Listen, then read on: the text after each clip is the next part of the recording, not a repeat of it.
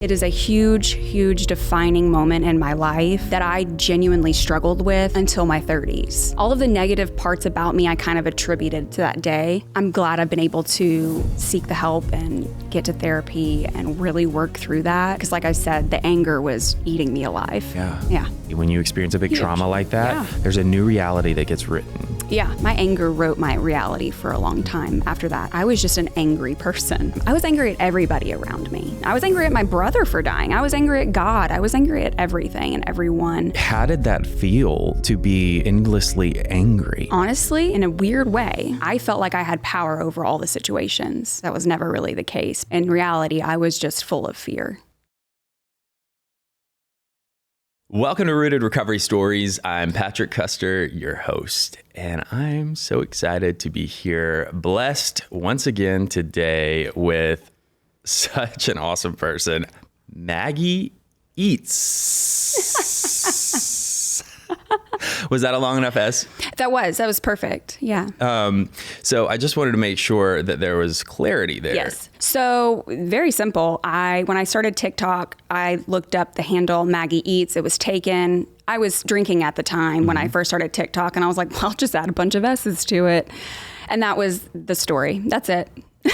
I mean, I feel like I love that you have an actual story behind your handle, because most of us are like, I had to choose something but you're, I mean, and that's kind of yours, but at the same time, that's it. I don't know. There's a little extra flavor there. There is.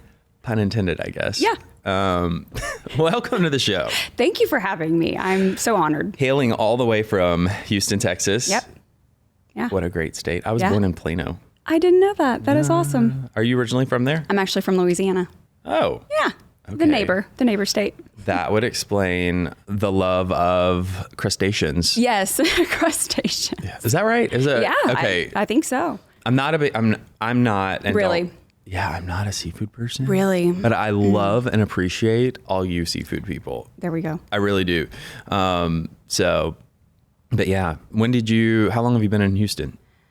Let's see. So it's actually kind of interesting. I was born in Louisiana, left Louisiana when I was 13, moved to the Houston area, went back to Louisiana for college to play golf, met my husband, and then we moved back to Houston after we graduated. So. Oh, wow. Yeah. So it's been 13, 14 years. Okay. Yeah. Very cool. So let's go back a little bit. Okay. This is always the fun part of like, where do we start? I know. I like to sometimes in this moment, if I don't have a clear idea of like the point in your life where I want to begin. Right. I like to ask when you think about your inner child, that little girl. Yeah. Before pain started happening and your first happy memories, do you know what age that was and what was going on in your life?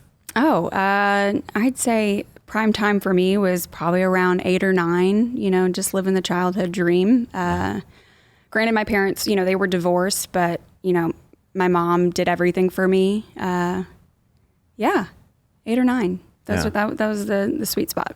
Did you split time between? Or I did. Were you primary? Okay. I did. Yeah, I did. And still have a great relationship with both. So that's awesome. Yeah. Do you have siblings or? I do. One. So they're all half brothers. One from my mom from a previous marriage with her. She. My brother, Will, who we actually named our son after, he passed away when he was 17. I was 12. For my dad, he's a little bit of a player. He has had, and he knows this. I can say that he's been married 5 times. Okay. Isn't that the maximum amount of times you can be married in the state of Louisiana? Oh my God. Don't ask me why I know that. That is a great question because I have no clue. It should be. Well, but it's ironic because you think, a lot of the things you think of with Louisiana, I mean, you kind of think of some like crazy times and whatever. Sure. You'd think they'd be at no limit state. Yeah. Somebody's going to call me on this, but anyway, sorry.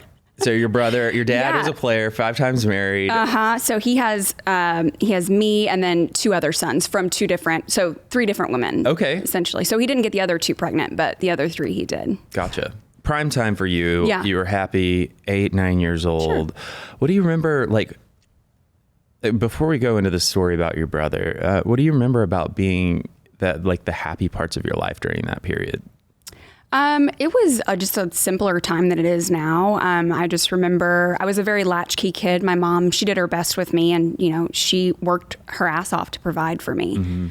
And I was a latchkey kid. I kind of had, I had the freedom, but I was a responsible kid. I would just ride my bike until the sun went down, and then I'd go inside and have dinner. Like, it was just the simple things for me, for sure. I love that. Yeah.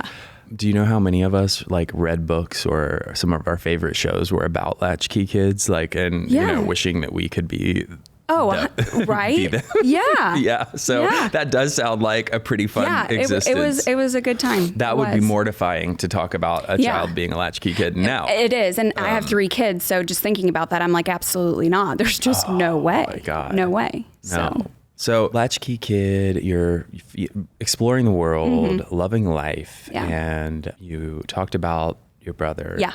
You were 12. Is that right? Mm-hmm. So what happened? He actually died in a house fire with his dad. Wow. Yeah. And obviously sudden and devastating. I remember that day so very clearly. We've had a lot of therapy sessions, and it is a huge defining moment in my life that I genuinely struggled with until my 30s.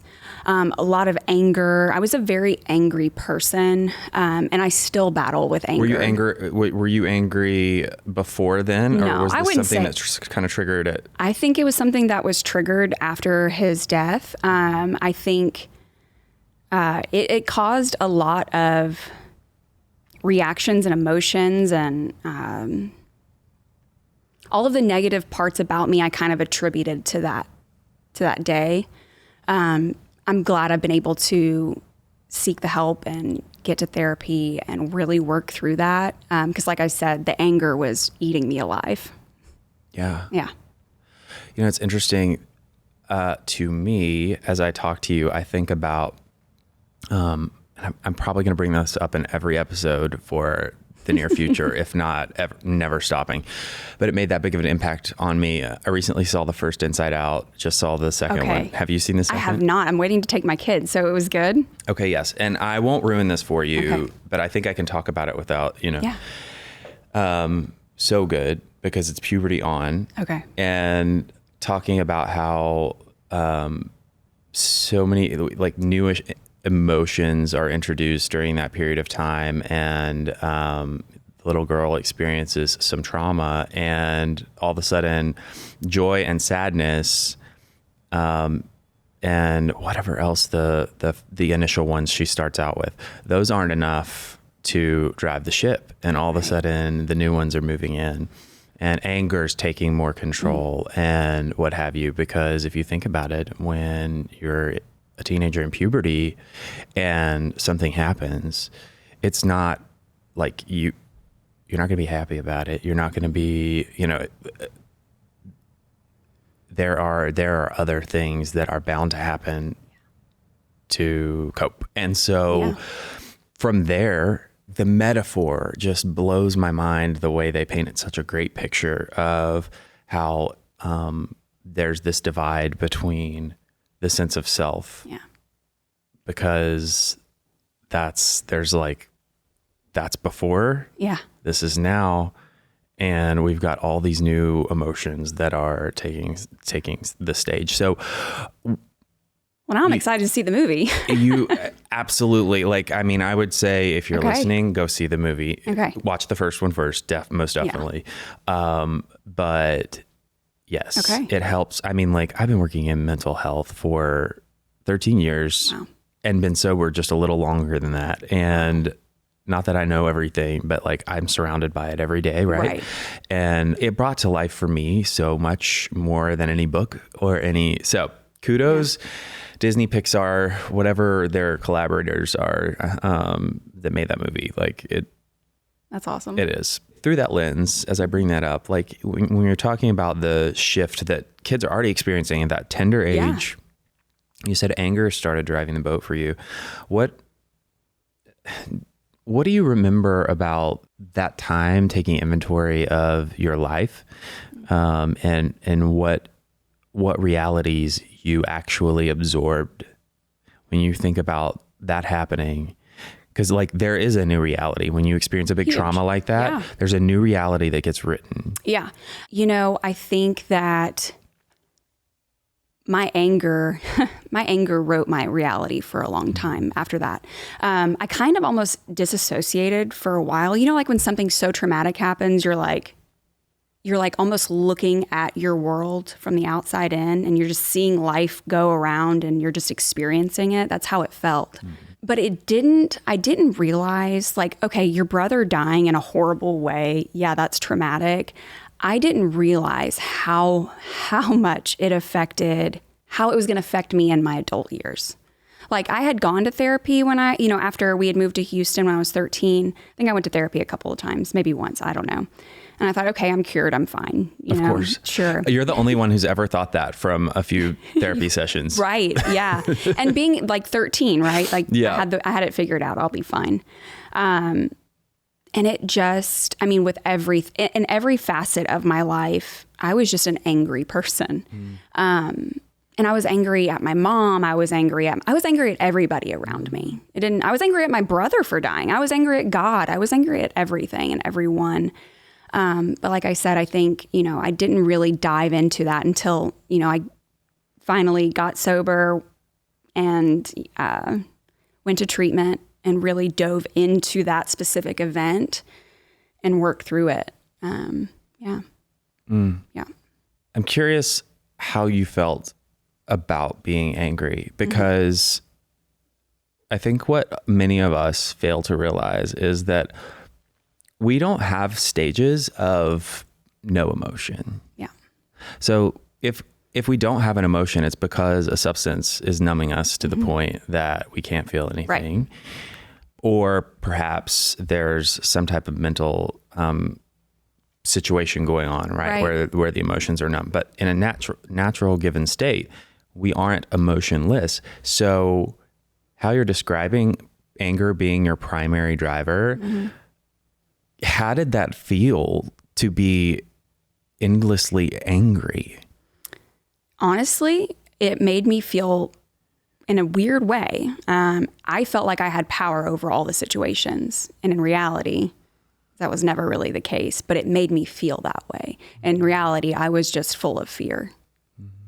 Yeah. What were you scared of? Oh gosh, everything. I was terrified. After my brother died, I was terrified of dying, my mom dying. I was terrified of death. I was terrified of what my life is going to look like. But my biggest fear, especially when I started drinking, was my fear of living a purposeless life, like that my existence means nothing. That was my biggest fear. And I remember when I checked into treatment, they were like, besides getting sober, what do you want to accomplish? And I was like, I just want to be something. I want to make an impact on this world. And I don't know how, and I don't want to, I'm a mom and I love being a mom and I love being a wife. But I didn't want that to be it for me. Right. And I don't mean to take away from the moms that love being a mom. I still love being a mom, but I want to make an impact on this world. I just didn't know how. And I was angry about that. So. It's interesting to me that those were your answers, because on a simple level, those were also my fears from childhood / trauma, like to up through getting sober and finding healing as well. Yeah. My death, my parents' death, and being some type of impact somehow in the world. And that, golly, did that guide so much of so many of my actions. I mean, if not all. If not all. If not all. Yeah. Do you remember there being any type of instance or influence of an individual in your life who had not made a significant impact, that seemed like they just faded away? And yeah. I mean, I think, me being a recovering alcoholic, I grew up with alcoholics in my family. Absolutely. I mean, seeing seeing a lot of the struggles just within my family, of course, and I think that watching that and watching my family struggle with their own struggles, right? I was afraid of that. And yet there I was struggling with my own struggles. It was like looking in the mirror, Yeah. It's interesting how like so much of the time where we have an example of something that we don't want, we run so hard. Well, we think we run so hard in the opposite direction. Yeah. But because nobody's given us like a guidebook or many other reasons, I don't know. Maybe it's because we're destined to like our journey is supposed to be our journey, and we'll never know the reasons. You know what I mean? Yeah. But I feel like so many of us catch ourselves like with all the self-will. Doesn't matter. No. I won't be. But like in reality. Yep. Yeah. So can you tell me a little bit more about what the family what you could speak to about a family dynamics that contributed to you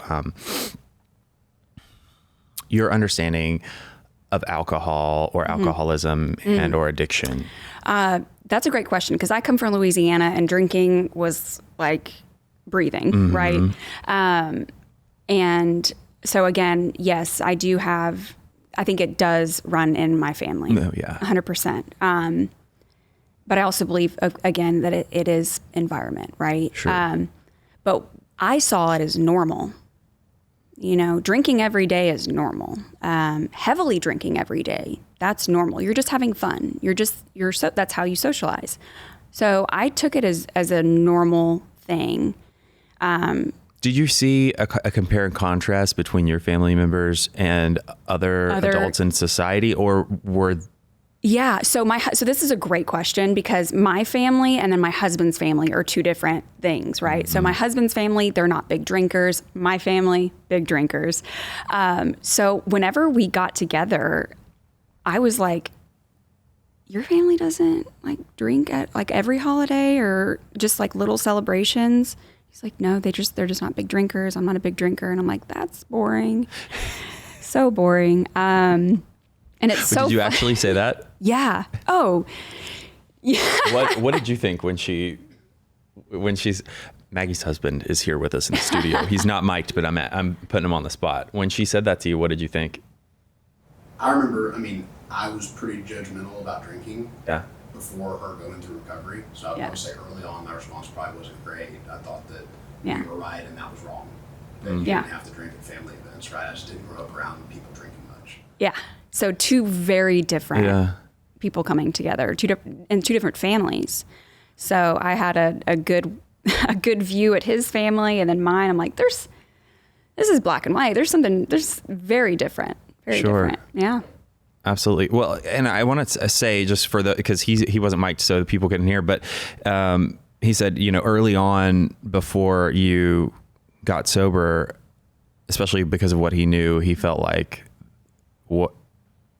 what he lived was right and what you lived and thought your perspective was wrong. And I think that when we talk about compare and contrast is so important, because we're talking about recipe pieces that this is how the cycle of so many dysfunctional family dynamics of addiction play out, right? Like they're getting put in the bucket, and unless we do what you did, right? Like, and say, okay, this recipe is gonna not make what it's made for years. This is not gonna be a recipe passed down for all the grandkids. Yeah. We're gonna change the ingredients. So before you met him though, the drinking started.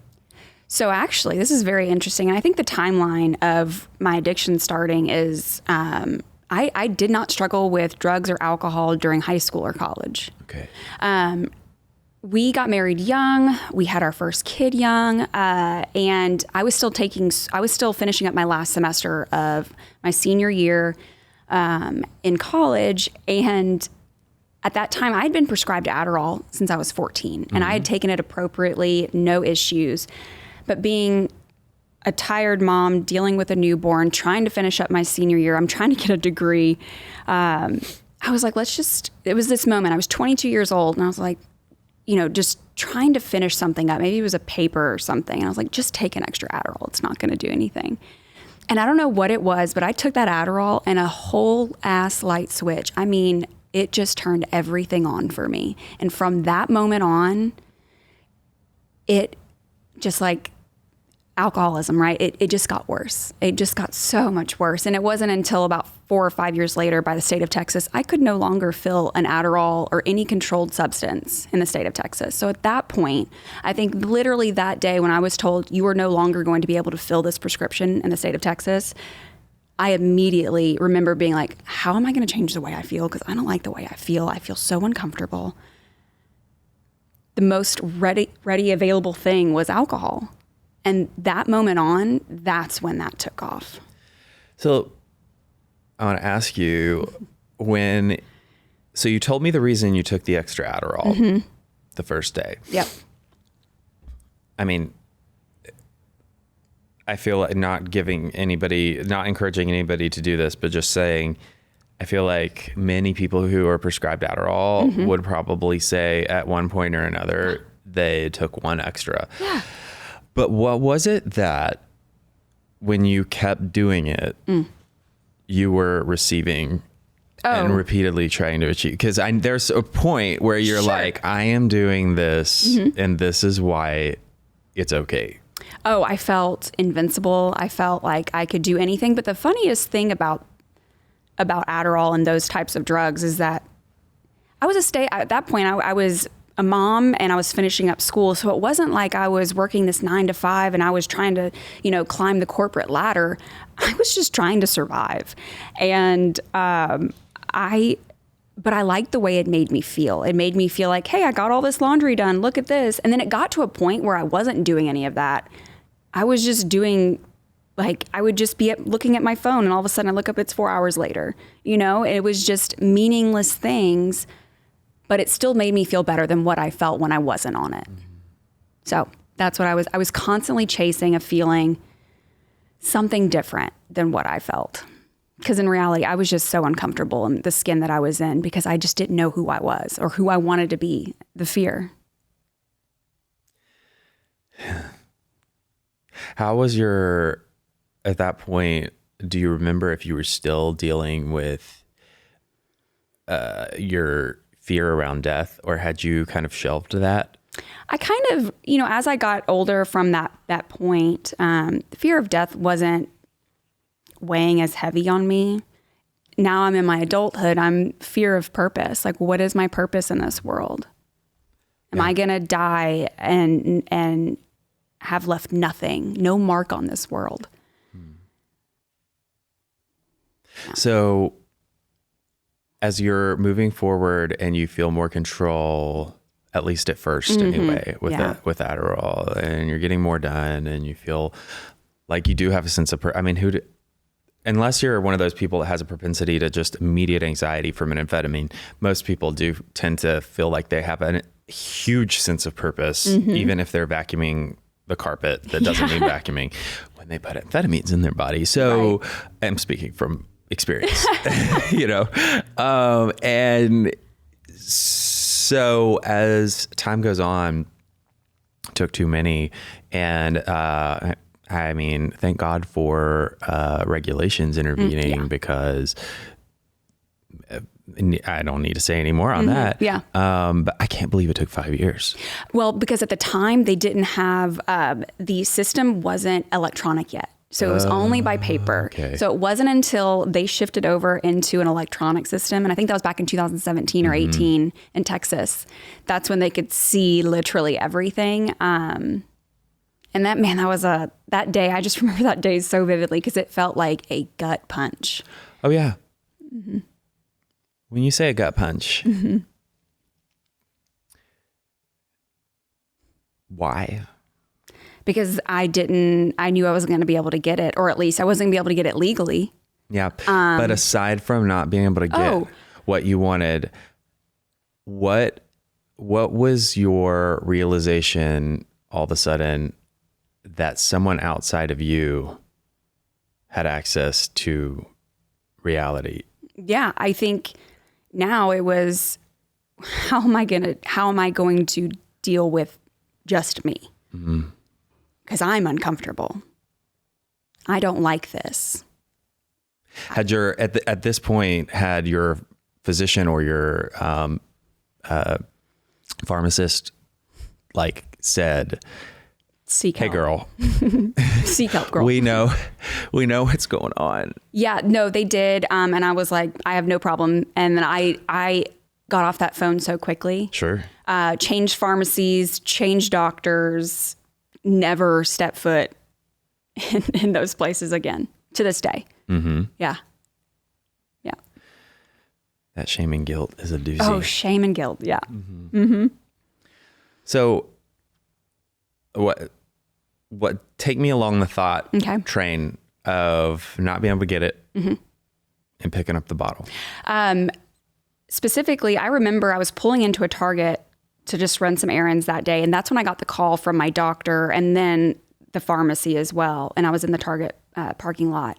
And I got off the phone. I am shaking because I'm like, how am I going to get this drug? I can't. I don't know anybody. I live in the suburbs. I don't know drug dealers.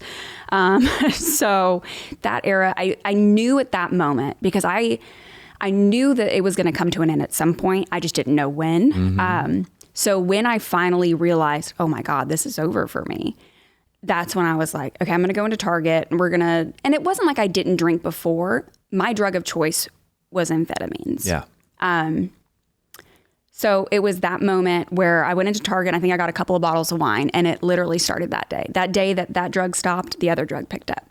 What was your drinking like? If you were to describe typical drinking before and then that day, what did it look like? Before, it would be very occasional, not very often. Now, I do remember at the end of my Adderall use that I would have to have something to drink to go to sleep.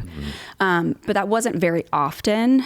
It wasn't until that day that I couldn't get that drug anymore that I became a daily drinker that day. Now, it started with wine, and as you know, it's a progressive disease, so it immediately took off to, okay, I was having a couple of glasses of wine a night. Then it was, okay, well, I'll have a bottle of wine a night. And then it was, well, my husband doesn't drink, so now I probably need a little bit more, but I'm going to hide this.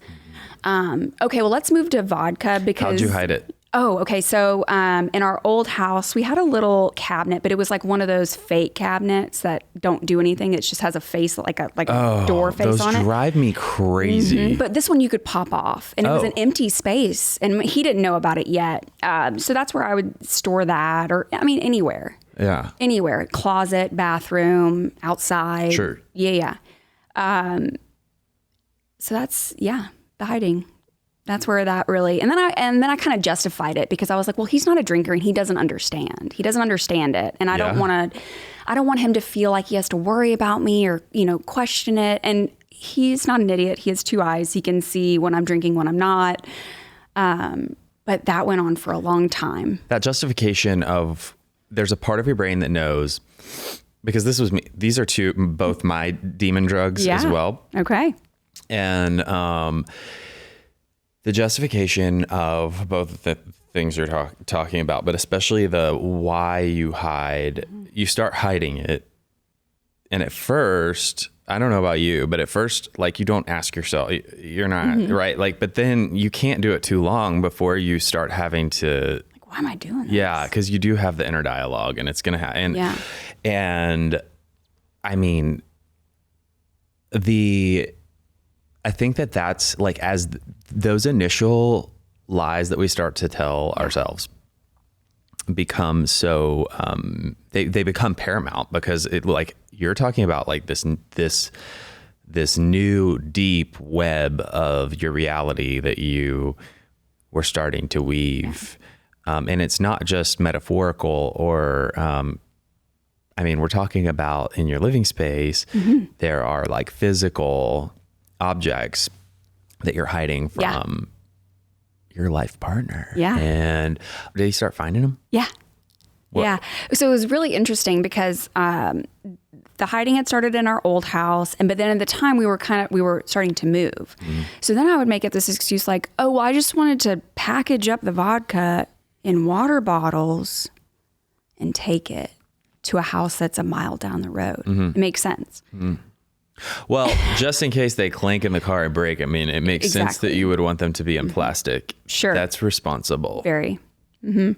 So, and again, he's a smart man. He's got 2 eyes, and he's like, and I felt, now being sober, I look back and I just see all of the lies that I constantly told him. And I could just see the way he would look at me like, please just tell me the truth, because he wasn't going to prod it out of me, because when you prod things at me or prod at me, I get angry and that anger comes and up. So I'm sure you saw how if you lift that veil of, hey, here's reality that we're all living in. And, those of us on the other side tend to be like, oh no, that is rule number 1. You can't break, and I'll either cut you out Exactly. He probably was used to seeing what you did to other situations. Right. Were there other relationships in your life that you veered away from because people started to pick up on? It's very interesting. I was a very isolated drinker, and I know a lot of people say that. But a lot of my close friends live in other states. I was a young mom, and I just didn't have this big circle of people around me. From the time you started drinking alcohol daily, I was kind of alone in that. And while it is sad, I'm grateful for it, because I didn't leave this trail of chaos behind me. When I went into treatment, finally, I told my husband, this is what's going on. And I go into treatment. He's like, we have to tell your family and my family. We can't just leave them in, And I wrote them a text. I said, I don't want to talk on the phone. I'll talk to you when I'm ready, but this is what I've been struggling with. And they were shocked. Was it a group text, or did you send one to his family, one to your family? I sent one to my family and one to his family. Was it the same? Was it a copy and paste? It was a copy and paste. They were the exact same. And it came with shock, but it came with support and love, which I'm still to this day so grateful for. Yeah. So you got the responses before you went in? Yeah. So I actually did it right when I got there. And in the treatment facility that I was at, they let you keep your phones. Oh. Yeah, I know. So, and that was one of the big reasons why we chose this place, is because, like I said, I've got 3 kids. I just couldn't imagine not talking to them for a certain amount of days. I'm glad that there are, because like I told you, almost a decade and a half I've worked in this field, and I'm glad that we have evolved to having more of a variety of options. That it's not one size fits all for how people can get and stay sober. And some people do need to be detached from every form of the outside world. And also the facility that I went to, they were able to understand there were some people that didn't have their electronics, that just couldn't handle it. So they were able to kind of assess where you were at. But a lot of people had their phones and some didn't. So, interesting. Yeah. I'm saying interesting because that's that part of my brain going, oh, you had a... I know. Because in our facilities, you either have them or you don't. I'm imagining people be... Well, yeah, because when we go to treatment, we're not necessarily in our best... No, we're not having our... emotional, Yeah. We don't connect. It's like we're back in puberty again. 100%. Like we had a whole house. So we had the detox house, right? And that was why everybody that was there, you were kind of like, they were like zombies almost. Like they would kind of just walk around and everything was like slow motion. I felt like I was in slow motion when I was in the detox house. But I think the facility wouldn't take away oh, hey, you look not fit enough to have your electronic, I'm going to take it from you. It was more of a personal choice. If you felt like I don't need my phone, y'all can hold on to it until I'm ready. But I think that was one of the biggest factors that we chose, but also it had great reviews. So that's a good reason. Yeah. This podcast is brought to you by Promises Behavioral Health. If you or a loved one are struggling with trauma, addiction, or mental health, we are ready to answer your questions and help you take that next step. Call our admissions center at 888-648-4098 or visit us online at www.promises.com. Our team is ready and waiting to answer the call for help. I want to hear a little bit about the impact of what drinking had on your life. What were the consequences that you were seeing? Oh my gosh. And what were you seeing then? And then looking back now, oh man, what's the lens with which you would just describe that? Easy for me to say. I might forget that question, so remind me after I'm. Okay, wait. Ask the first question again. Yes. Okay. Sorry. So, what was your perspective of the consequences of your life due to the drinking before you went to treatment? The consequences, and I'm grateful for this. I didn't have a lot. I didn't have a DUI. I didn't get into car accidents. I didn't lose a bunch of money. I didn't lose relationships. The biggest consequence to my drinking, I lost myself. And the weird thing is I never really found myself to begin with. It was like I got past being a teenager and then into this young adult with these fears of who the hell am I going to be? And I jumped right into addiction. So I never knew who I was. So I kept just saying I want my life back. I want my life back. But the life I'm living today is infinitely better than what I ever imagined. I have a life that I've never lived before. I'm living something that I dreamed of. And it's not because of anything physical or tangible. It's just the way I feel about myself and the impact that I'm able to make and on others. Absolutely. Yeah. Well, so looking back with a healthy, healed brain and emotions and heart at this point. Yeah. And looking at, Maggie with this lens, how would you describe her sense of what she wanted? You said, I wanted my old life back. Yeah. But I didn't have a sense of self. I was constantly searching for that. Yeah. But now looking at it, what do you think it was that you wanted back? Yeah, I don't, that's a great question because I literally think about this. And I was thinking about this the other day because even when I was in my active addiction, when I was drunk, and I say this all the time, I say this in meetings and I say this to people that ask me, but when I was drunk, I wanted to be sober so bad. But when I was sober, I needed to be drunk. I needed that. And it was this constant cycle, constant. And now looking back, I look at my lifespan of my addiction and I was such a young adult who didn't know who she was. And obviously then in that addiction span, but in that addiction, I was like, I just want to be happy. I want to feel joy. I want to feel peace. I don't want to feel this chaos that's just within me. Because that's what I felt was the chaos within myself. I wasn't even creating drama or chaos around me. It was within myself. It was just this unbelievable ball of discomfort.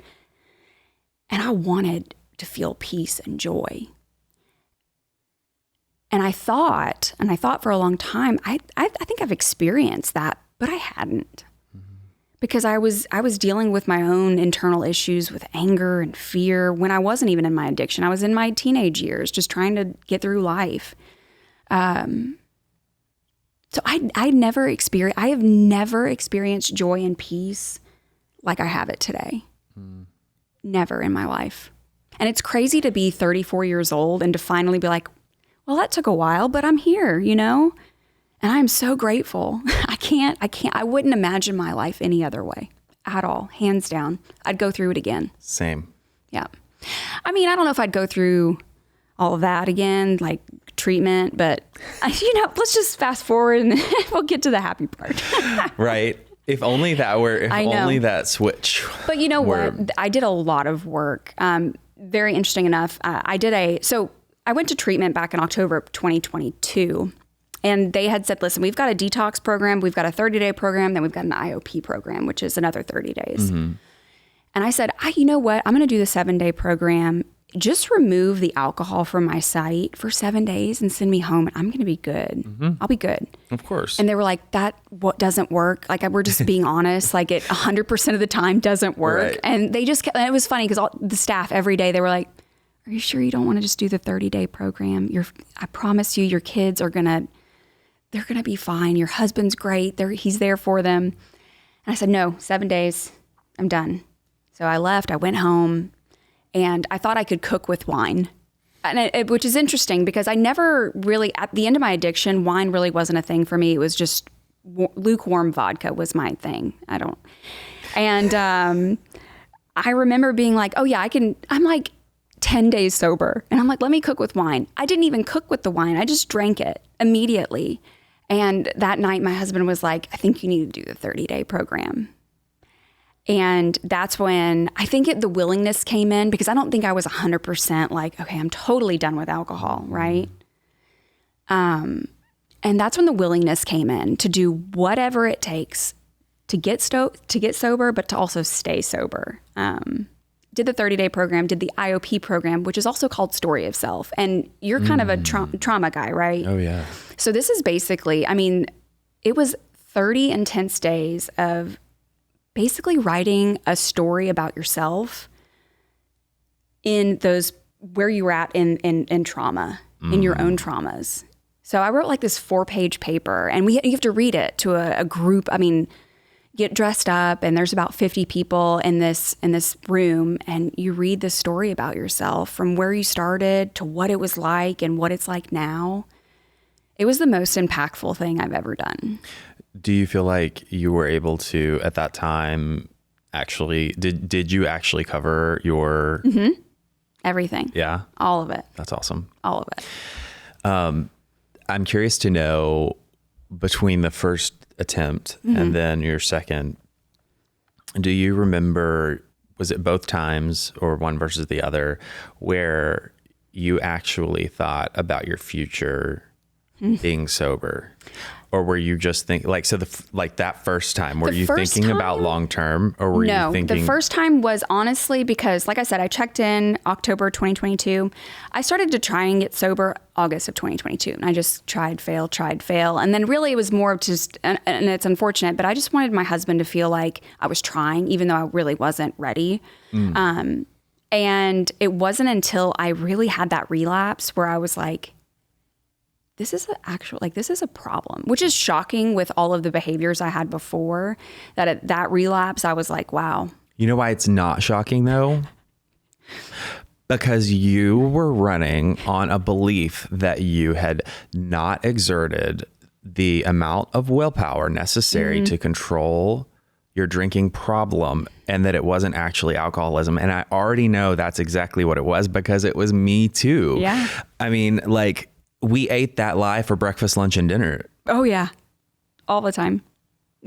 Until something's able to shatter that, which for some, it is a relapse that's necessary. I fortunately had that would have been my story. But halfway through my inpatient treatment stay, they had a little come to Jesus moment with me, because I had lied about a bunch of stuff going in. And anyway, that moment, the treatment team was able to break through that denial that we were talking about, eating for breakfast, lunch, and dinner. And for me, a spiritual experience happened, which is, I think, essentially what you're talking about happening finally, where you actually surrender to the reality of what's going on. And there's nothing like, it sounds terrible to the person who's never been in our shoes before, but there's nothing like the feeling of all of it crashing down finally. Oh, it's the best. Because it's like you've been standing there trying to hold your arms, you're trying to hold up tons and tons of sand. You're not holding any of the sand up because it's all falling through your fingers, but your arms are exhausted because you've been holding it all. Yeah. Yep. And everyone can see that none of the sand is being held up. Yeah. And you're like, no, I literally have the entire beach above my head. Yeah.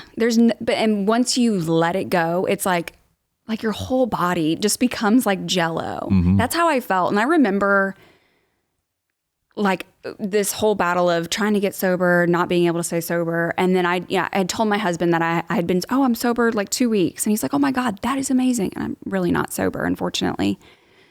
And I remember feeling Wait, you lied about sobriety time? I did to him. No. Oh, you're just joking. I got you. Yeah. I mean, like what? That's crazy. Yeah. No, I did. And I think I when I told him, I was obviously drunk at the time, and I was like, I've been lying to you. And of course he's like, oh, really? No, but he has been unbelievably supportive in this whole journey of mine. But when you say, I'm drunk right now, and also here are the 30 areas of where my stashes are, you can't walk that back. You can't walk that back. And so the next morning, that was when he was like, do you think maybe we should look into treatment? Like it got serious, and I was scared because at that point I'm stone cold sober. And I'm like, shit, Maggie, you really told him, didn't you? But I'm so grateful that I did. Granted, I get that question a lot. Like, how did you get the courage to talk to your husband about it? I was drunk. Yeah. Because I was terrified. What were some of the physical side effects that you were experiencing at this point of your addiction? At this point, I was, so the last year of my drinking, I became a morning drinker. Sometimes it was 6 a.m. Sometimes it didn't start till 10. But what I noticed when you were talking about like quieting that inner voice, drinking was the only way that would help quiet it. I'm sorry, what was your question? Well, no, you're fine. We're unwrapping so much, which by the way, I just want to say, like, I usually kind of say this at the beginning or at the end, but it is with so much reverence that we are doing this. Like this is super heavy stuff. And we only do this when we know that the individual, i.e. you, that we're having conversation with has done their own work around it, right? We're safely and with education, unwrapping, holding, and rewrapping this trauma. So, I like that. I like that a lot. Because it's a responsibility that we have to you, and then also to our viewers and listeners. And so, as we're talking about the impact that alcoholism and addiction had on your life, what were the physical side effects that you were experiencing towards the end? So again, I was a morning drinker. So the shakes, nausea, terrible migraines. And I think obviously, like a lot of alcoholics that do drink in the morning, they drink because they're having those symptoms. When I got to rehab, definitely got worse. Well, let me ask you though, what happened when, those were your side effects when you were, when you, like your blood alcohol levels, obviously, you were going through withdrawals. What happened when you would actually drink at that point in the morning? It would just level me out. It would level me out. And I would just get back to like a functioning state. Like just to do anything that day, I had to start off with something. Were you at that point ever getting like buzzed or fun drunk or? No. Mm-mm. It was so interesting because there was nothing like that first drink, but you can never get that first drink feeling back. Mm-hmm. But I was always chasing what that first drink gave me. Could never get it. Yeah. Yeah.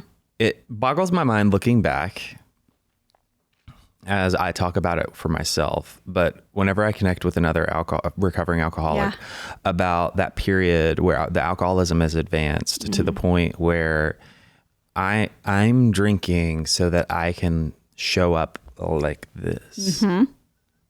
I'm not drinking for the record, but right, like pre-sobriety, that would have been what it took just to be baseline. Yeah, just to be baseline. And you never get the giggles, you never get the whatever, right? Like the tingles that, No. And it's interesting because for whatever reason you start, whether it's genetics, whether it's escaping your feelings, whether it's all of the above. Yeah. It stops working. It stops. It does. And the only reason we're continuing is to avoid the negative consequences of not doing. Right. Like there's literally no payoff anymore. None. It's the insanity of it all is mind blowing when I look back at like at my day to day. It's insane. I think, obviously a lot of alcoholics go through this, but like my time that I spent thinking about my next drink was so consuming. I mean, it consumed every aspect of my life. And I was a big hider, as I said before, but I was also a big financial hider. I didn't want my husband's a finance guy. So he always looked at our credit cards. So I had this ritual of, if I'm going to buy alcohol, I have to do it on a gift card. So I always kept gift cards or cash. I never put it on our credit card. So there was just this big part of this insane part of me. And it took up so much of my time, to try and figure out, okay, where am I going to go? And also I had like 3 spots and I didn't want, which I'm sure they knew. They're like, this girl. You only had 3?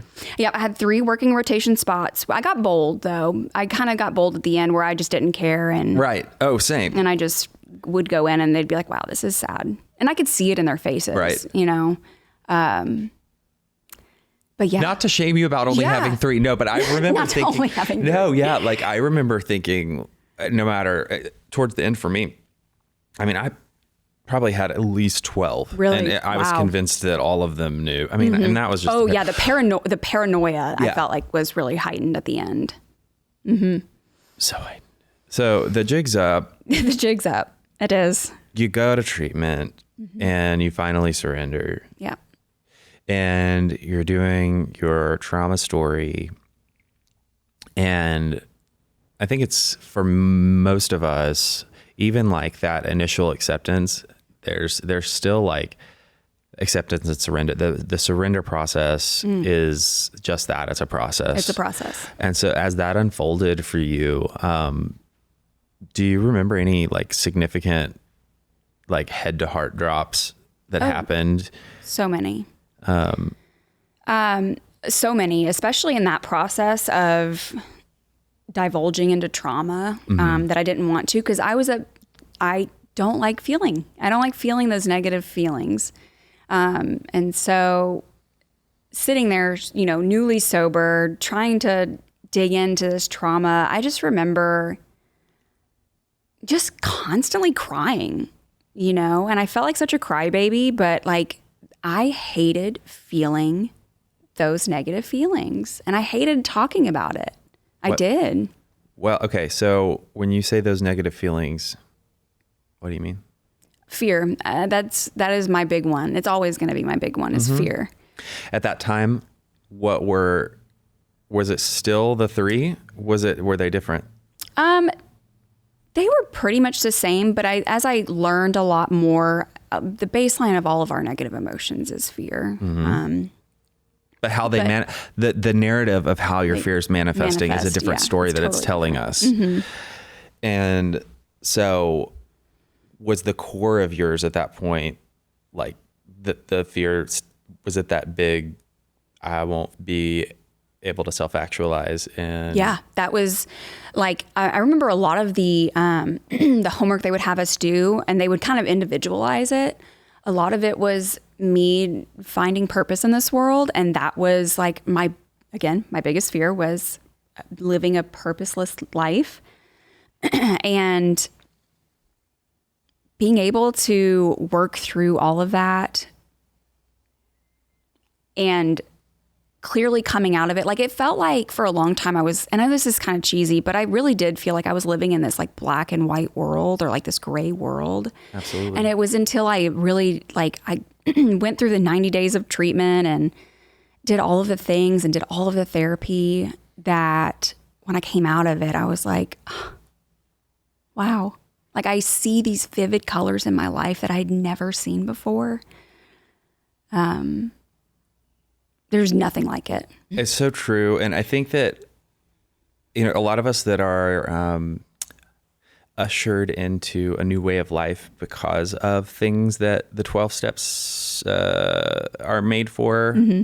So what I'm meaning is, like, if we've had, and I know you know what, but I'm saying for the listener, right? Like, those of us who've had some type of thing like addiction or something else, that there's 120 plus 12-step communities that help with, it ushers us into a place of having to completely overhaul our understanding of the world. Yeah. Our ability to surrender, because I think that we're in so many ways set up to believe that everything in our world is it's a duality. Everything's black and white, good or bad, right? Good or evil, and that there's no gray or other colors in between. And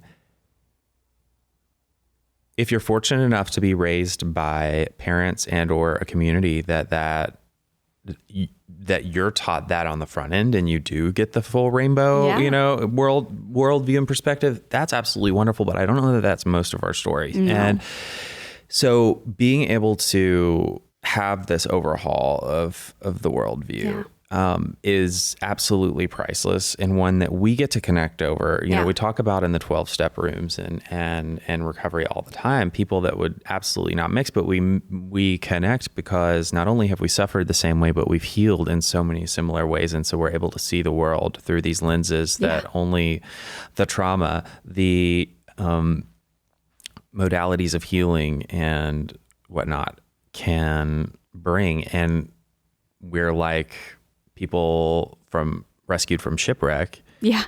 Trauma bonding, right? Trauma bonding for sure. And so how has what you've learned changed your outlook on life and your sense of self? Oh, wow. Like I said, my life is 1,000% different than what I even envisioned it when I was in my active addiction, what it could be. Like I said, I had this goal or this dream to one day be sober and happy, and I'm more than that.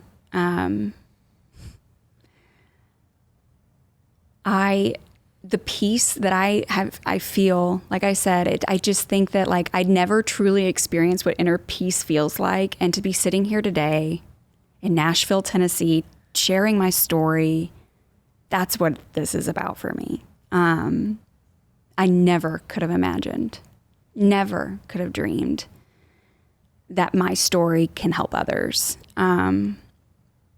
Well, it's got to also feel good, not only that you're helping others, but anger is not driving the boat all the time. Anger is not driving. Now, it is something that I do have to manage, because it's not something that's gone away. It's not cured. My anger still likes to creep in there, but it's weird to be able to, like, have a negative emotion and, like, sit in it for a minute and not feel like I need to get rid of this feeling. I'm able to process. Right. I think it's so much of the time, for those of us who have been in a place in our life where one of the heavier emotions has been like out of balance and driving the boat, we tend to have this view that, like, I want to, like, we shouldn't have it. It's bad, all those things. Yeah. But in reality, like, we wouldn't be a whole person without it. Yeah. And so it makes sense that it's still there, and it's probably your go-to in moments of distress, right? What do you do, though, now when life hits you and you get dysregulated? That's a great question, because it happens often. Sure. Like, once you get sober, it's not just like rainbows and butterflies. And honestly, for a while I was like, okay, I'm cured. Like, this is good. I was riding that pink cloud. Yeah. And then life is going to life, because that's life. It's going to happen. Now I talk to my husband. It's weird. I'm like, hey babe, I feel off today. I don't feel like something's off. Nothing specific happened, but I just don't feel, nothing's clicking today. And a lot of the time it's just self-care. whether it's going to work out or just taking a little bit of time to myself, sitting down, reading a book, taking a bath. It's just a little bit of me time, and that's it. And it usually works. If not, I'll just call my sponsor. I love that answer too, because I think for many of us, what's missing when we've been in that imbalance is the essence of people talk, what's self-care? What's self-care? Well, I think what you just described and what is true for me too is the absence of knowing and listening to myself. Yeah. So when I get in that rut, I couldn't tell you what I want or what I need or what my inner voice is saying. Yeah. So getting still enough or doing whatever to bring myself right where I am and get that internal perspective back in line. Yeah. There's nothing more important in that moment, because for those of us who are the way we are, we will snowball so and quick. Just like accelerate in the opposite direction. Yeah. So you are like, I love your videos. I love because the essence of who the healed, lovely person sitting before me, and I think you truly are, to me feels like a very joyful soul. Thank you. And isn't that the goal? To live in a place where we really know joy and we really know peace. Yeah. And so what brought about your desire to get online and do things to connect with other people? Honestly, from my very first post, I love food. I love all things food, cooking, eating, all of the things. Check, all of it. Check. Exactly. Yep. So I just thought one day, I don't know if I had been drinking yet or not, like that day. But I literally said, I think I could do it. And I just started, and then it took off. But it wasn't. You did this before you got sober? Yeah, for a full year, which is very interesting because I have videos now. I think I posted a video a couple of days ago of me from 2022 before I got sober. And I've lost 80 pounds. Sobriety has been an unbelievable, just health-wise, spiritual, emotional, all of it. Yeah. But but there was a few videos that I have where when I'm a morning drinker, well, that also, I'm doing videos. And there was a couple where you can absolutely tell. And I remember one video where someone was like, she doesn't look right. And then it was like, I would get like hundreds of comments of like, oh, she's drunk. Oh, she's high, or da-da-da-da. And I went into panic mode. I went into defense mode, anger mode. And how dare you think that I'm not okay? And now I'm able to, like, I'll look at these videos and I'll talk about like this specific video and be able to say, yeah, I was drinking in this. I'm not proud of it, but it's something that I was ashamed of. So yeah. Those comments. So you were reading them back then. Oh yeah. Okay. What did you do when you read those comments? Sometimes I would try and delete them as fast as possible. So, cause like once somebody points something out, then people are like, oh, and then they start tagging on to the comments. So if I can get to it quick enough, usually that doesn't happen, or it didn't happen. And sometimes I would try and make a response video like, no, I wasn't drinking at 12 o'clock, in the afternoon. That's not right. But that would be typically it. Either delete or try and make a response video, trying to clean it all up. So what I think is interesting is when we were talking about your connection when drinking and the relationship consequences, and were there anybody that was getting cut off because they were seeing through the veil or finding out? I didn't even think about that. You were isolating and staying away and thought you were controlling so well. Oh yeah. But the people you were actually connected to were seeing through. Yeah. And calling 100%. You out. Yeah. And the way it was playing out was the same way it plays out in real life, which is delete, block, right? Deny. Oh my gosh. I literally didn't even think of it like that. Yep. That's exactly it. That is exactly it. Did you ever get to a point where you stopped posting or you slowed down because That's a great That's a great question. So when I knew I was going into treatment, because at this point I had been pretty much a daily poster or an every other day poster. I was consistent in my posts. And I knew I wasn't going to be posting up in rehab. So I kind of just let everybody know, like, hey, I'm going through something. My kids are fine. My husband's fine. I'm just trying to work through something personally, and let them know I'll be back. And it wasn't until I was about 50 days sober, and I was still working at my IOP program, but I was back home being able to do that I let everybody know that, hi, my name's Maggie. I'm an alcoholic. This is what I've been going through. And the love and support, even on that side, has been overwhelming. And the amount of messages that I get now that are like, Maggie, you helped me. I'm 70 days sober. I'm 5 days sober, whatever, however many days, it blows my mind. And I cherish all of those messages that I get. I love that so much. And I want to ask you, because this is just one of my favorite questions to ask, because the compare and contrast of your perception pre-sobriety versus post, that shame and guilt that we talked about is so strong. So strong. What did you think, if you had to describe, get back into the Maggie pre-sobriety brain? All right, what happens if I get found out? What's going to happen with what would happen with my followers? What would happen with my husband? What would happen with my family? That is really good, because as a lot of other alcoholics are, we're little liars. I would lie until my face turned blue. I would do anything to try and resolve a situation, knowing that they are fully in the right and I'm in the wrong. But I don't want to be found out. No way. Not a chance. So I'm going to do what I need to do. And if that is lie, cheat, steal, I would have done it. Today, that is just, that's not there. Yeah. Yeah. It's so beautiful.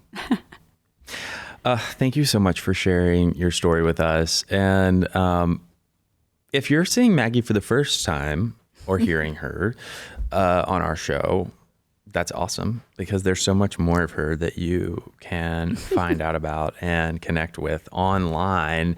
And you can scroll down on whatever platform you're tuning in with us on. We're going to have all her links. What's your favorite thing about what you do, your online presence? And what do you hope to achieve? Like, what's your goal? Are you already doing it? Like, I think I'm doing it. Yeah? I think I'm doing it. Yeah. I think my favorite part about it is to be able to connect with others. But since being sober, I think it's, like I said, sharing my story, but also hearing others and their stories.